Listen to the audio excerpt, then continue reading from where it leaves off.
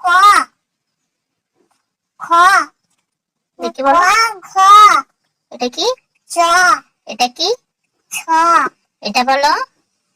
বর্গের চ এটা বলো। ট এটা বলো।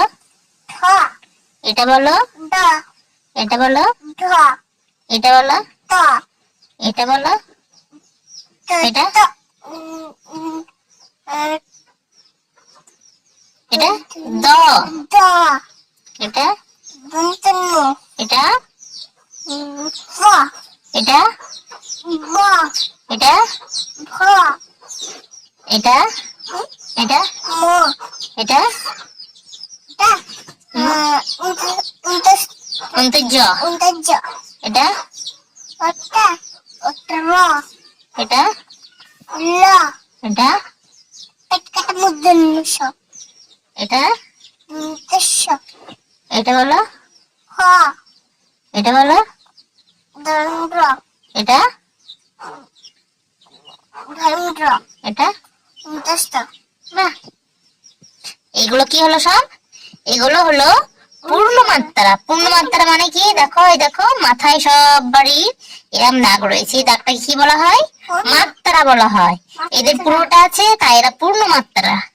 এগুলো পূর্ণমাত্রা, পূর্ণমাত্রা বর্ণ। ঠিক আছে, এবার বলো অংশমাত্রা বর্ণগুলো বলো। অংশমাত্রা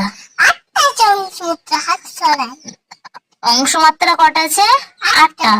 এ দেখো এদের পুরো মাত্রা নেই, এ দেখো একটু মাত্রা রয়েছে, একটু, তার মানে এগুলোকে অংশমাত্রা বলো।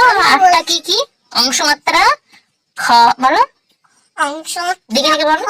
ক অংশমাত্রা গ গ অংশমাত্রা ঝ বলো। অংশমাত্রা মূর্ধন্য বলো। অংশমাত্রা থ অংশমাত্রা ধ অংশমাত্রা রা প অংশমাত্রা তালবস্য। বাহ, ওটা তালবস্য নয়, তালবস্য। তালবস্য। তারপরে বলো মাত্রাহীন কোনগুলো? এদের দেখো একটু মাত্রা নেই, এদিকে নেই এদিকে নেই, কোন দিকেই নেই, এগুলো কি বলা হয়? মাত্রাহীন বর্ণ। এদের মাত্রা নেই, মাথার উপর দাগ নেই, সেই জন্য এরা মাত্রাহীন। তাহলে মাত্রাহীন কোনগুলো বলো? কি কি আছে? এটা কি? উমার মাত্রা নেই, মাত্রাহীন। এটা মাত্রাহীন। পালংপট্টিও মাত্রাহীন।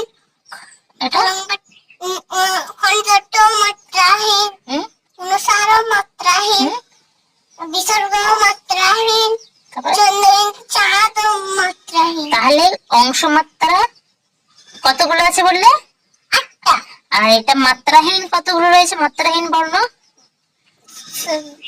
6টা। 6টা হয়েছে। তাহলে কি কি আছে মাত্রাহীন বর্ণ? 6টা। কি কি? অঙ্গ, আমি বলছি, পালংপট্টি, খন্ডট,